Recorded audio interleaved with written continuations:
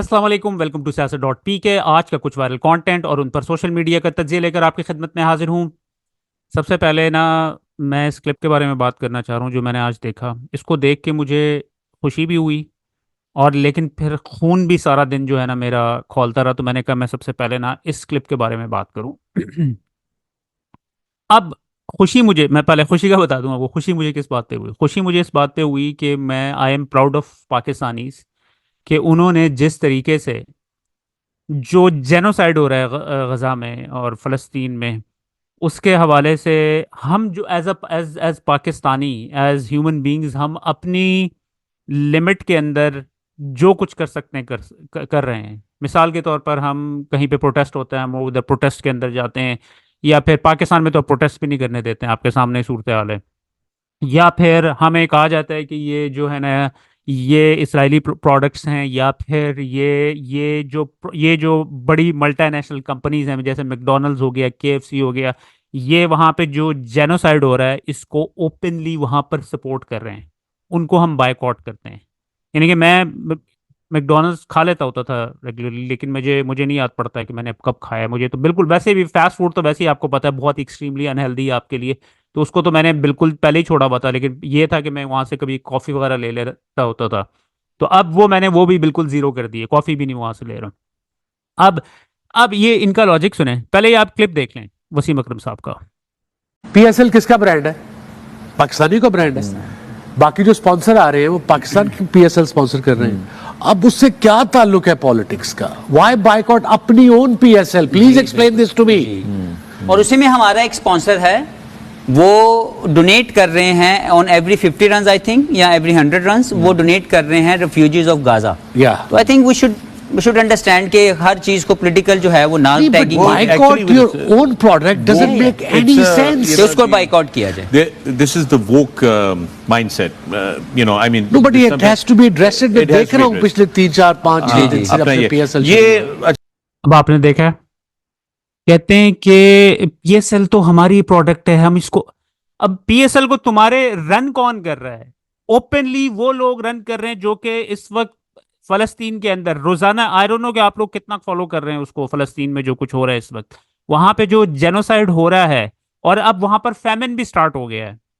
Genocide हो रहा है, जिस तरह वो रोमन्स नहीं होते थे, वो जो ग्लैडिएटर्स को लड़वाते होते थे आपस में, यहाँ पे ग्लैडिएटर्स तो नहीं है। यहाँ पर बेसिकली एक एक जो है मस्कीन लोग एक साइड के ऊपर बैठे हुए हैं, और उनके ऊपर कत्ले आम हो रहा है। वहां पर गोलियां बरसाई जा रही हैं, वहां पर बम बरसाए जा रहे हैं, और पूरी दुनिया इस वक्त तमाशा देख रही है, इंक्लूडिंग पाकिस्तान। पाकिस्तान की तो वैसी कोई हिम्मत नहीं है। आपको पता है कि पाकिस्तान में जो ये जो सब कुछ हो रहा है, पाकिस्तान में जो इस वक्त हुकूमत है वो भी उन्हीं की लाई हुई है। वो जो फैसिस्ट रजीम आपके ऊपर मुसल्लत है, इसकी सबसे बड़ी मिसाल तो यही है ना कि आपको यहाँ पर वो के प्रोटेस्ट नहीं करने दिए जाते हैं। अब आपने देखा होगा कि भाई आप झंडा लेके आए तो सही ग्राउंड के अंदर, क्रिकेट पीएसएल के ग्राउंड के अंदर, फलस्तीन का, उठा के 2 सेकंड में उठा के आपको बाहर फेंकते हैं। ये इनकी हालत है। ये हमें कहते हैं कि ये बंदा हमें कह रहा है कि तुमने पीएसएल को क्यों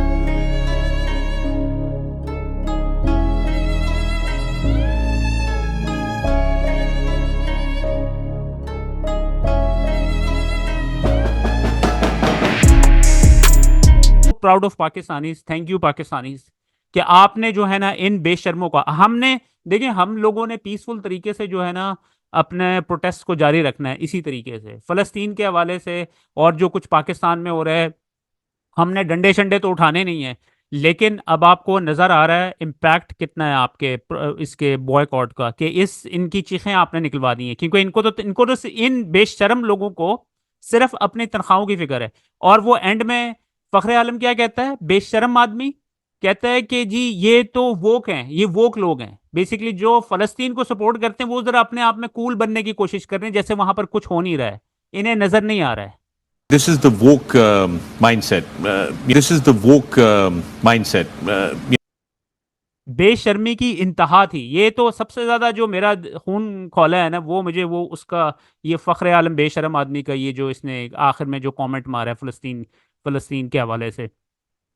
अब वहां पर सूरत हाल क्या है फलस्तीन के अंदर, आपको पता है, आप देख रहे हैं। आई डोंट नो कि आप फॉलो कर रहे हैं या नहीं फॉलो कर रहे हैं। मैं तो उसको रेगुलरली कंटेंट को मैं siyaset.pk के जो है ना ऑफिशियल अकाउंट से उसको रीट्वीट भी करता रहता हूँ अक्सर। वहाँ पर सूरत हाल ये हो गई है कि 95% जो गाजा स्ट्रिप के अंदर जो है ना 95% बिल्डिंगें डिमोलिश जीरो कर दी गई हैं। बम्बार्डमेंट इतनी हो वहाँ, वो अनलिवेबल है इस वक्त। वो कहते हैं कि हम तो सिर्फ हम वहां पर सिविलियंस के पीछे नहीं जा रहे हैं, हम तो हवास के पीछे जा रहे हैं। अब आप मुझे बताएं 95% बिल्डिंग्स को डिमोलिश करना, ये क्या वो उनके हमास के पीछे जा रहे हैं? ये इनका जो प्लान है वो यही है कि ये गाजा स्ट्रिप के ऊपर इन्होंने जो है ना कब्जा कर लेना है। और वो और फिर उसके बाद कब्जा किस तरह करना है? इस वक्त गाजा में जो लोग फंसे हुए हैं चारों तरफ से, वहां पे ब्लॉकेड है और वहां पर खाना नहीं है। आई डोंट नो कि आप देखते हैं या नहीं देखते, मेरा तो आंसू निकल गए आज देख के। रोजाना की बुनियाद के ऊपर नजर आ रहे होते हैं बच्चे, इतने मासूम बच्चे, एक एक दो दो साल के बच्चे, ना मेल न्यूट्रिशन की वजह से उनकी आपको हड्डियां उभरती हुई बाहर नजर आ रही होती हैं। ये सूरत हाल है। और ये बंदा कहता है कि उसको कोई पॉलिटिकल इशू मत बनाए। एब्सोल्युटली हार्टलेस लोग हैं ये जो आपको इस तरह की बात करते हैं। बहरहाल आप लोग अपना जो प्रोटेस्ट है जारी रखें। ये आपने बेहतरीन काम किया, ये पीएसएल को बॉयकॉट करके। पीएसएल की क्या, ये क्या औकात है क्रिकेट की? यहाँ पर हम किस लिए, क्या हम अपने सिर्फ 2 मिनट के मजे के लिए हम उनका वो जेनोसाइड वहां पे होते हुए देखते रहें? वही लोग इनको सपोर्ट कर रहे हैं जो कि वहां पर उसको ओपनली, जैसे मैकडोनल्ड्स हो गया, केएफसी हो गया, ये सारे ब्रांड जो हैं ये मिलके वहां पर उनको फलस्तीनियों इसराइली सोल्जर्स को वहां पर उनकी फुल सपोर्ट है उनको उनको खत्म करने के लिए, फलस्तीनियों को। और ये कहता है कि हम चुप करके जो है ना अब तमाशा देखते रहें। आज कुछ काफ़ी सारे क्लिप्स जो है सर्कुलेट कर रहे थे, तो वो मैंने इकट्ठे करके आप लोगों के लिए रखे हैं। ये एक सायरा बानो साहिबा का एक क्लिप जो है ना ये जो हमारी ये हुकूमत है, इस हुकूमत के हवाले से एक क्लिप सर्कुलेट कर रहा है सोशल मीडिया के ऊपर। ये क्लिप देखिएगा पहले। तो 1 मिनट, मेरे बच्चे गेम खेलते थे, बड़ा वाला खेलता होता था तो, और वो छोटा बहुत छोटा था, लेकिन वो रोता था कि मैंने भी खेलना है, तो वो मैं एक खाली रिमोट बिना तार लगाए ऐसे उसको दे देती थी कि ये लो तुम भी खेलो, और वो समझता था कि मैं खेल रहा हूं। आप समझ रहे हैं? अब यहीं रुक जाएं जरा। अब यहीं रुक जाएं। मुल्की हालात तेजी से तब्दील होने वाले हैं। शहबाज शरीफ सिर्फ 2 माह के लिए वजीर आजम, अगला पीएम कौन होगा? दर्जनों सच्ची पेश गोइयां करने वाले प्रोफेसर गनी जावेद की तहलका खेज पेशन गोई। इन साहब का ना रऊफ क्लासरा साहब ने इनका इंटरव्यू किया है। ये एस्ट्रोलॉजिस्ट हैं आई गेस इनको कहेंगे। तो अपेरेंटली ये इनको बहुत ज़्यादा हाईली रिकॉर्ड करते हैं। रऊफ क्लासरा साहब के मुताबिक इनकी जो है ना बहुत जो पेशन गोइयाँ होती हैं, तो इनके मुताबिक तो जी इमरान खान साहब आ रहे हैं अगले 2 महीने में। आप क्या कहते हैं इस बारे में? एक क्लिप देखिएगा। मैं कह रहा हूं तो शहबाज शरीफ साहब सिर्फ 2-3 माह के लिए वजीर आजम है। आप कह रहे हैं ना कि खान साहब जो मई में आ रहे हैं, आपने कहा ना मई में, तो जैसे अभी मैं कह रहा हूं तो उसके मुताबिक आपने ये कैलकुलेट किया है। यही बनता है ना, 2 महीने रहते हैं, तो शहबाज शरीफ साहब 2 महीने के वजीर आजम है। सर देखिए, मैं जैसे इमरान खान के हाल को वाजे ये कह रही है कि उनका इक़्तिदार मई में है, तो उसके मुताबिक आपने जो अंदाजा लगाया फिर वैसे ही ऐसे ही नजर आ रहे हैं। अच्छा, तो खान साहब की अब जो मतलब बहुत सारे लोगों के लिए कंफ्यूजन होगी, सुनने वाले भी होंगे कंफ्यूजन के वो इस वक्त सजा याफ्ता हैं। जे मैं कि इस वक्त जो सुन रहे हैं ना, प्रोग्राम हमारा देख रहे हैं, अब वो भी कंफ्यूज होंगे कि खान साहब को सजा हो चुकी, जैसे कहा, फिर अभी वो एमएनए नहीं है पार्लियामेंट के, तो वो इक्तदार में कैसे आएंगे? कोई नए इलेक्शन होंगे उनकी जगह, या वो किसी की जगह इलेक्शन लड़ के पार्लियामेंट में आएंगे, फिर वजीर आजम बनेंगे? क्या सिस्टम बनेगा? शहबाज शरीफ साहब को इस्तीफा दे देंगे? आपके सामने रखे हैं, कुछ तो होगा ना, तभी ये तब्दीलियां आएंगी। अब वो किस शक्ल में होगा, मुझे इतना बड़ा एस्ट्रोलॉजर न समझे आप। ऐसे ना कहें हम तो मैं इतना ही कह सकता हूँ कि ये तब्दीलियां आ रही हैं। चंद दिनों बाद भी कोई मुझे ऐसा लगता है कि हल जुल है। अच्छा, उसके बाद मई के बारे में मैंने अर्ज किया है। उसके बाद मैंने आपसे ये कहा है कि मियाँ साहब का मरीज रेट्रोगेट है, उसकी वजह से जब वो थोड़ी बहुत उसकी पोजीशन किसी और प्लेनेट के साथ मिलती है, वो जोर पकता है, वक्ती तौर पर उनको इक़्तिदार आ जाता है। फिर 10-10 साल वो मरीज की जो रेट्रोगेशन है वो अभी तक चलती जा रही है, और मियाँ साहब के हालात में ऐसे ही उतार चढ़ाव आता रहता है। अच्छा, शरीफ खानदान तो सूरत हाल एक सामने आई पड़ी है। और ये जो मैं आपसे अर्ज कर रहा हूँ कि चंद दिनों में भी अल्लाह न करे मुझे ऐसे नजर आता है हालात के हिलते जुलते नजर आते हैं, उतार चढ़ाव नजर आता है, अथल पथल नजर आता है। ओके। तो अल्लाह करे पाकिस्तान को कुछ ना हो इंशाअल्लाह। और ये सब अच्छे तरीके से अमन पसंदी से और ये सब मामला तय हो जाएं। लेकिन ये एस्ट्रोलॉजिकली नजर आ रहा है कि चंद दिनों में कोई उतार चढ़ाव, कोई गड़बड़ आएगी। ये कौन से सितारे ये उलट पुलट कर रहे हैं सर?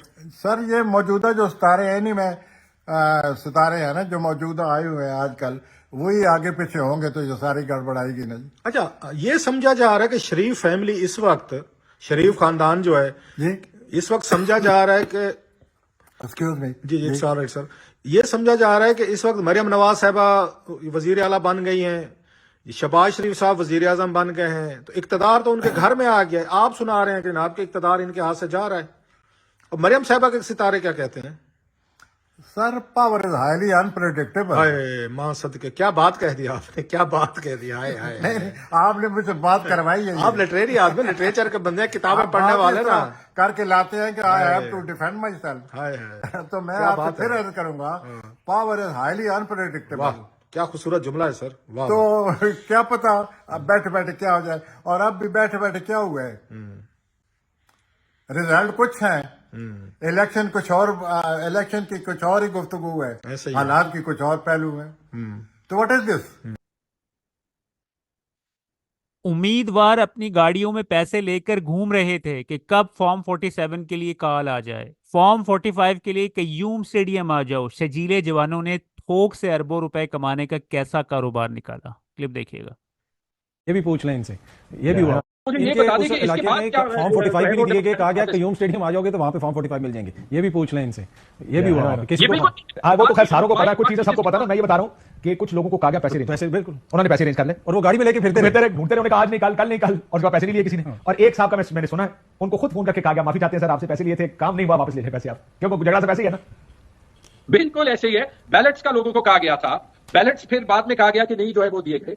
ये मुझे इतनी ज्यादा अच्छा, जो सरकारी अफसर ये कर रहे थे, मैं एडमिनिस्ट्रेटिव अफसरों की बात कर रहा हूं, उनके स्क्रीनशॉट्स मौजूद हैं कि उन्होंने 3 बजे 4 बजे किस किस को जो है वो फोन किया। वो I am not at liberty to share them. जो पुलिस अफसर अंदर बैठ के मना कर रहे थे अपने अफसरान को कि आप जो है जो ये कर रहा है, ये स्टेट पॉलिसी कर रहा है, आप इसके बीच में ना आए, उनका पता है। तो ये सारी बातें कब तक छुपी रहेगी?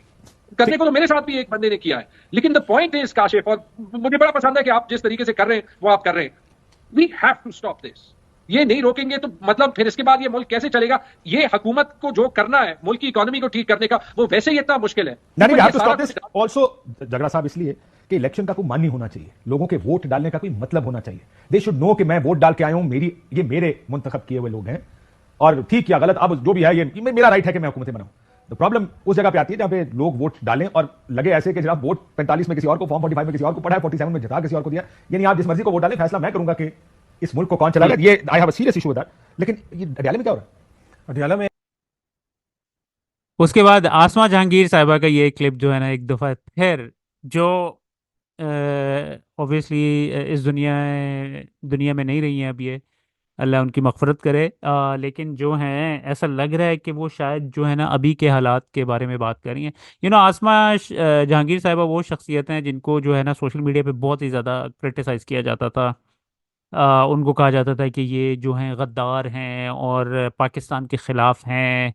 लेकिन उनके अब ज़रा अगर पुरानी क्लिप्स अगर आप निकाल के देखें ना, तो आपको उनकी सारी बातें सच होती हुई नज़र आती हैं। ये क्लिप देखिएगा इनका। दिन से ये कह रहे हैं, और ये मैंने जब मेमो केस के आर्ग्यूमेंट हो रही थी तो अपने फाजिल जज साहिबान से कहा था, जो कि बार बार कहते थे कि अब फौज नहीं आएगी, हमने जजमेंट दे दी है। तो मैंने उनसे 2 बातें कही थी कि भाई काश कि आपकी जजमेंट्स की वजह से फौजें रुकती हों, या आपकी जजमेंट्स में इतनी ताकत हो। आपको जब फारिग कर दिया था तो हमारे कंधे आपको लाए थे, आपकी जजमेंट्स नहीं लाई थी। सही सही। दूसरा, फौज गई कब है? अच्छा, वो गई कहाँ है? मुझे बता दें कि बलूचिस्तान के अंदर कौन सी सिविलियन काम चलते हैं? एक भी नहीं। फाटा के अंदर किसके अहकाम चलते हैं? गिलगित बल्तिस्तान में किसके अहकाम चलते हैं? आजाद कश्मीर में कौन अपॉइंट करता है चीफ जस्टिस आजाद कश्मीर का? मैं आसमा से पूछ रहा हूँ कौन करता है? जनाब, ये सारी ISI वहां पे बैठ के होता है। जो कश्मीर काउंसिल है, कश्मीर काउंसिल वैसे तो बाजेरियन के भाई एक प्राइम मिनिस्टर उनके चेयरमैन हैं, मगर एक्चुअली तो वहां पे बकायदा आईएसआई प्लान करती है सब। तो इसका मतलब ये है, दूसरे लफ्जों में आप ये भी कह रही हैं कि अब फौजी बूटों की धमक सुनाई देनी जरूरी नहीं है। जरूरी नहीं है। अब वर्दी का इधर से उधर गुजर जाना जरूरी नहीं है। फौज चप्पे चप्पे करिए इदारे शोबे महकमे सब पे बैठी हुई, आप ये कह रहे हैं। अब मैं ये कहती हूँ, आप फॉरेन अफेयर्स देख लें, बना के दिखाएं फॉरेन पॉलिसी में। लेकिन पार्लियामेंट्री कमेटी ऑफ पार्लियामेंट क्या करे, क्या किया? अब पहले उन्होंने उनको बुलाया, हमें जी आप ब्रीफिंग दें। अच्छा, जब ब्रीफिंग दी उन्होंने, बजाय उल्टा उनसे पूछते कि भाई ये आपने किया क्या हमारे साथ, शर्मिंदा खुद हो रहे हैं कि हम ये लिखे या हम डरें या हम क्या करें। अरे भाई देखें, मैं सिर्फ ये कहती हूँ कि आपने ट्रांजिशन में, ठीक है मानते हैं, सियासी जमातों को भी मैं दाद देती हूँ, इतने साल मार खाई और फिर भी अपना चलती आई, ये मैं उनको अंडरमाइन नहीं बिल्कुल करती हूँ। गनीमत है हमारे मुल्क में सियासी जमातें हैं, मगर अगर आपने इतना डरना है और एक ने उसका बाजू पकड़ना है और दूसरे ने दूसरा बाजू पकड़ना है, तो फिर तो वो नहीं जाएंगे।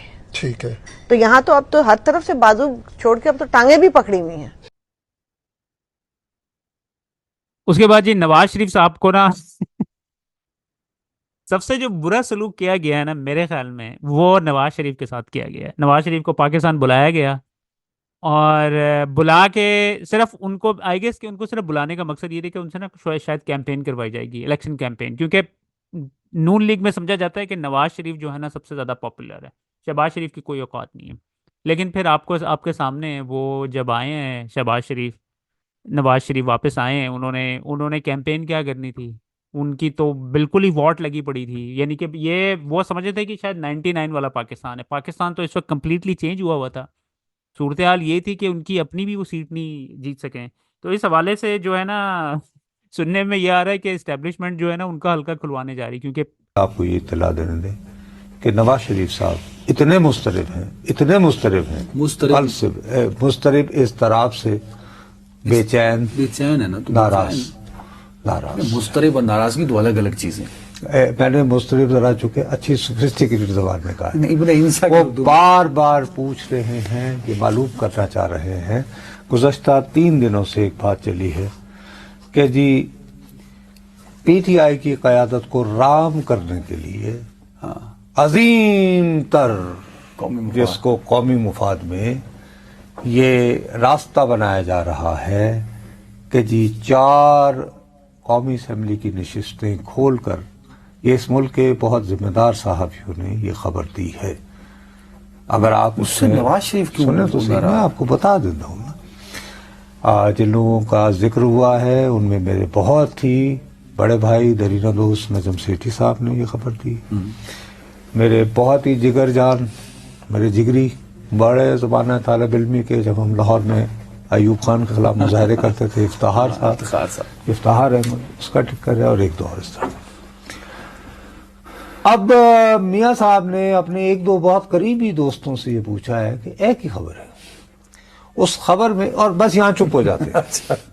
उसमें कहा यह जा रहा है कि जिन हलकों को खोलने की बात हो रही है उनमें लाहौर का वो हलका भी शामिल है जहां पर फॉर्म 47 के मुताबिक वो डॉक्टर यास्मीन राशिद से जीतते बताए गए हैं। 45 के मुताबिक 47 में तो ये जीत गया ना।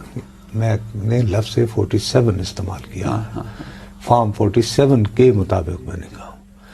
उसके बाद कहानी ये बताई जा रही है कि जैसे ही वो खुलेगा तो पैगाम दरअसल मियाँ साहब को ये देने की कोशिश हो रही है कि जी बजाय इसके कि वो खुले और बात बने, आप खुद ही, क्या वो हाफिज नईम साहब ने नहीं कहा था कि मैं तो हारा हुआ हूं, आप खुद ही ऐलान करें और इलाज के बहाने बरतानिया चले जाएं। ये कहें कि मैं हार गया हूं और मैं जा रहा हूं। ओहो, ये बात, अच्छा ये ना करें, मैं चले जाएं।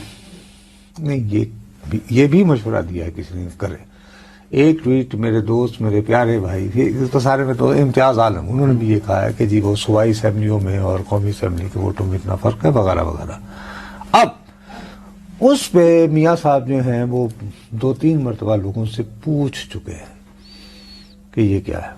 मुझे आपको ये इत्तला देने दें। उसके बाद फिर मरियम नवाज के हवाले से जो है ना एक क्लिप सर्कुलेट कर रहा है कि जी मरियम मरियम जहां जाती कैमरे वाले भी, क्योंकि अचानक दौरे होते हैं ना मरियम नवाज के तो अचानक किसी तरीके से जो है ना उनके जो कैमरामैन है वो भी वहां पे पहुंच जाते हैं। आई डोंट नो कि किस तरह, हमें तो नहीं पता, नहीं किस तरह, मे बी शायद वो हर वक्त लोग वेट कर रहे हो।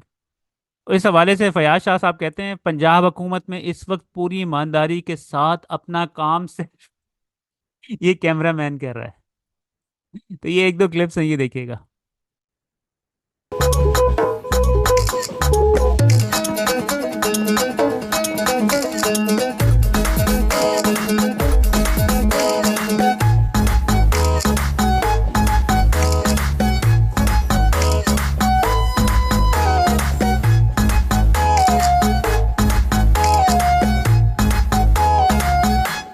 तो खींच मेरी फोटो, तो खींच मेरी फोटो, तो खींच।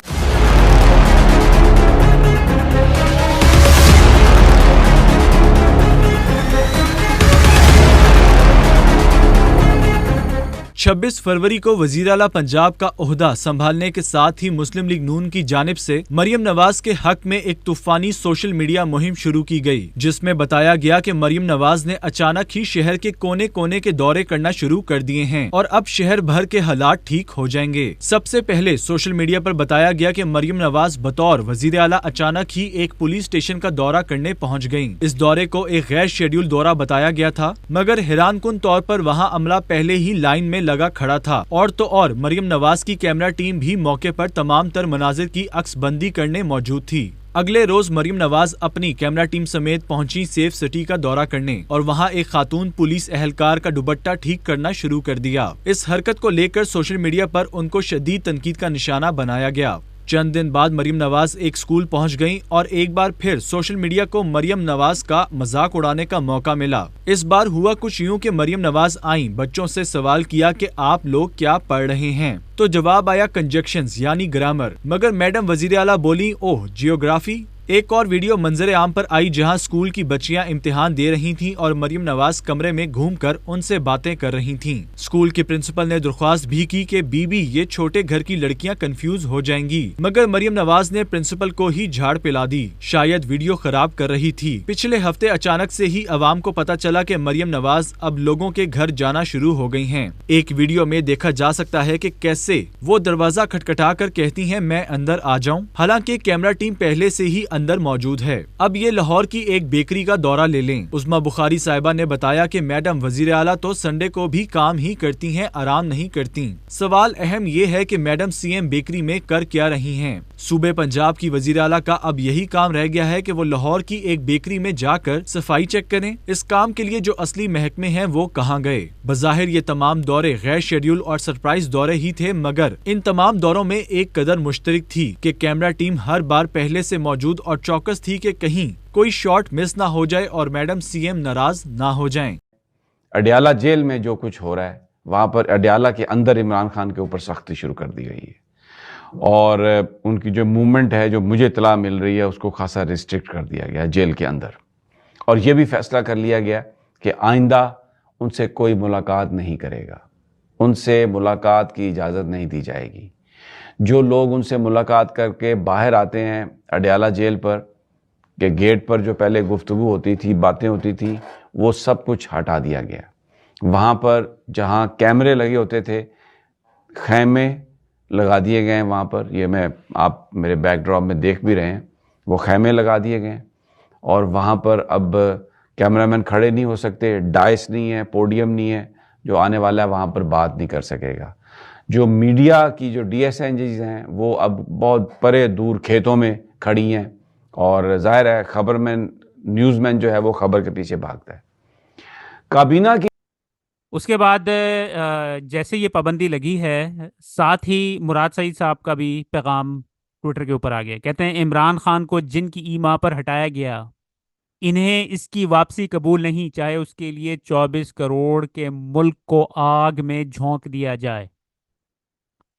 इस दौरान ये कोशिश भी मुस्तकिल जारी रही कि इमरान खान का नाम का कांटा ही निकाल दिया जाए। एक बार नहीं, कई बार इमरान खान पर हमला किया गया और जब से इमरान खान को पाबंदे सलासल किया गया है, हर एक लम्हा इस मकसद पर अमल दरामद की मंसूबाबंदी में सर्फ हो रहा है।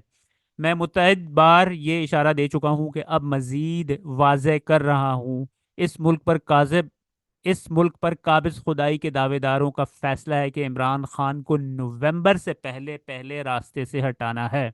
मैं एक मरतबा फिर दोहरा दूं, मद्दे मुकाबिल शफ़ाक भी है और बेगैरत भी। वो आप ही को अपने खिलाफ इस्तेमाल करेगा। हमें हर कदम ये सोचकर उठाना है कि हमारे सामने मकसद बहुत बड़ा है। हम इन बैरूनी ताकतों के आलाकारों, खुदाई के दावेदारों से अपने लीडर की ज़िंदगी, अपना मैंडेट और अपने मुल्क तीनों बचाने हैं। इनकी ताकत का दारोमदार आपकी खामोशी पर है।